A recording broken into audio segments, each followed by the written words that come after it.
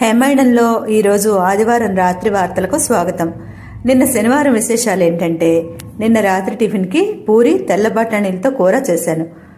నిన్న ఏకాదశి కూడా కదా, అయితే ఏకాదశి నాడు మనం అన్నం అదే బియ్యంతో చేసిన ఏమైనా తినచ్చా తినకూడదా, ఈ విషయం మీద చాలా అభిప్రాయాలున్నాయి. మరి నా అభిప్రాయం ఏంటో, మా పద్ధతి ఏంటో, ఈ తెల్ల బఠానీల కూర ఎలా చేశానో అన్నీ ఒక వీడియో చేశాను. మరి ఆ వీడియో చూడాలనుకుంటే ఛానల్ పేరు కింద ఉన్న ప్లే సింబల్ని క్లిక్ చేసి చూడండి. మరి ఈరోజు ఆదివారం రాత్రి అయితే మాత్రం పెళ్ళుప్మా చేశానండి. తెల్లుప్మా, పెళ్ళుప్మా, జారుప్మా అంటారు కదా, అది చేశాను. టేస్ట్ అయితే సూపర్గా ఉంది. దీనికి కాంబినేషన్ ఏంటంటే టమాటా చట్నీ చేశాను.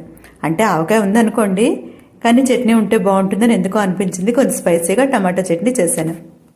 ఖైరతాబాద్ వినాయకుడిని చూడడానికి మా ఫ్రెండ్స్ రమ్మని పిలిచిన రద్దీకి భయపడి వెళ్ళలేదు. అయితే రద్దీ కూడా అలాగే ఉందిట.